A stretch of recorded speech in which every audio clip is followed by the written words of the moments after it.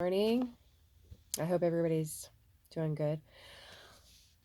A big thing today is forgiving yourself for being with a narcissist for so long and to believe in yourself again. You have to imagine everybody has different stories.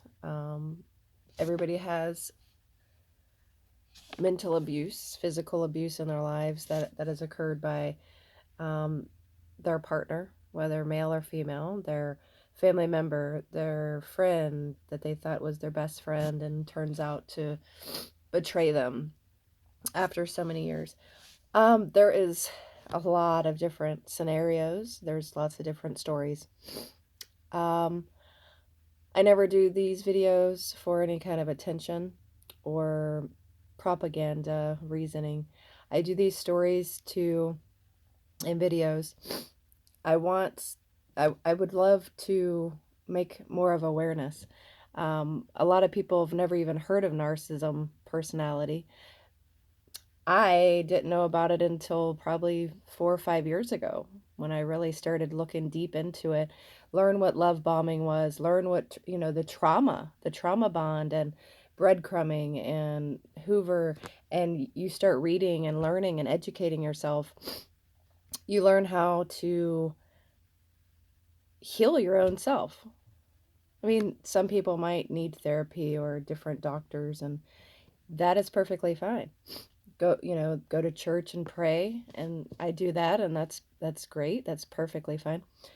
And then there's others that can read, meditate, go hiking, go biking, gardening, writing, painting, swimming, taking hot showers, hot tub, anything that can relax your mind and body to keep you from having those anxiety attacks, having those flashbacks, anything that would trigger you.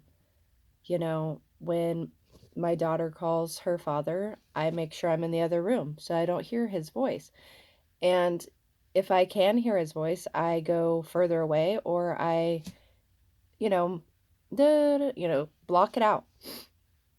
Anything to keep your sanity, anything to help you heal. You don't want anything in the way. You don't want any more boulders in your pathway. So you've moved these big boulders out of the way, and you need to just keep on going down the path of being healed. So my thing here is forgive yourself, because for a long time I was mad at my own self for dealing with it for so many years. I was like, how naive could I have been? How desperate could I have been? I was very young, but still, I was smart. I was smarter than that. That's why I was so mad. And I just kept on thinking, oh, they will change, and I want this hope that they'll change to try to keep the family together. I didn't want to lose the house. I didn't want to move the kids from schools.